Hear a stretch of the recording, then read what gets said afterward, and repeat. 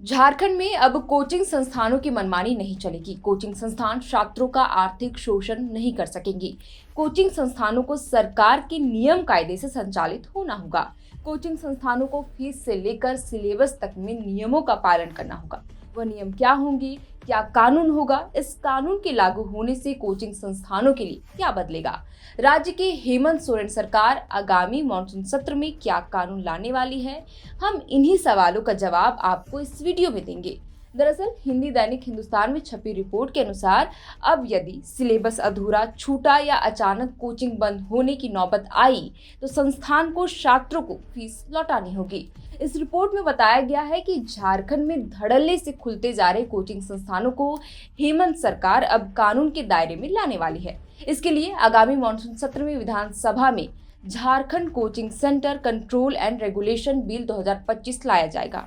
इसके तहत कोचिंग संस्थानों पर वाइंड अप पॉलिसी लागू हो जाएगी। इसका मतलब है कि अगर कोई संस्थान एडमिशन के वक्त बच्चों को बताए सिलेबस को तय समय अवधि से पहले ही या आधा अधूरा पूरा करता है या संस्थान को अचानक बंद करता है तो उसे अपनी वित्तीय दायित्वों, छात्रों की फीस, कर्मचारियों के वेतन और अन्य बकाया भुगतानों का सख्ती से निपटारा करना होगा।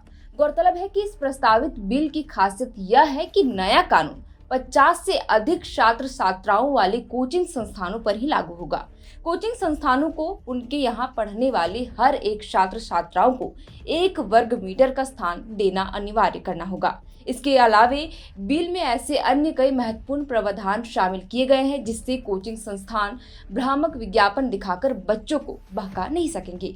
इसके लिए प्रस्तावित बिल में कोचिंग संस्थान छात्रों, ट्यूटर और मनोचिकित्सक के लिए अलग अलग नाम से आईडी कार्ड बनाने का प्रावधान किया गया है।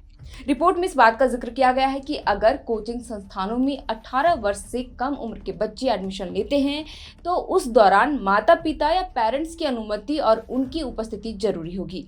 गौरतलब है कि राज्य सरकार सभी कोचिंग संस्थानों को झारखंड भवन उपधि 2016 के दायरे में लेकर आएगी। इसके बाद संस्थानों में बच्चों के लिए स्वच्छ टॉयलेट, शुद्ध पेयजल, हवादार कक्ष और आपात निकास की व्यवस्था करना अनिवार्य होगा। बता दें कि झारखंड भवन उपविधि राज्य सरकार द्वारा अधिसूचित एक नियमावली है जो भवन निर्माण गतिविधियों को नियंत्रित करती है।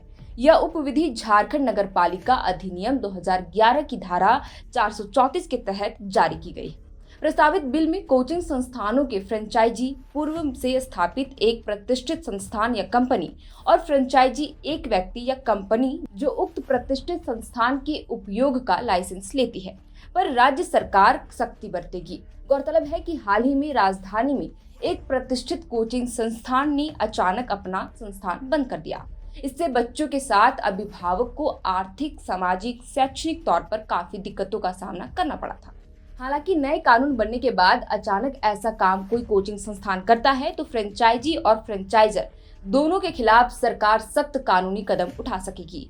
बहरहाल अब सभी कोचिंग संस्थानों और बच्चों के लिए एक विशेष कार्ड उपलब्ध कराया जाएगा।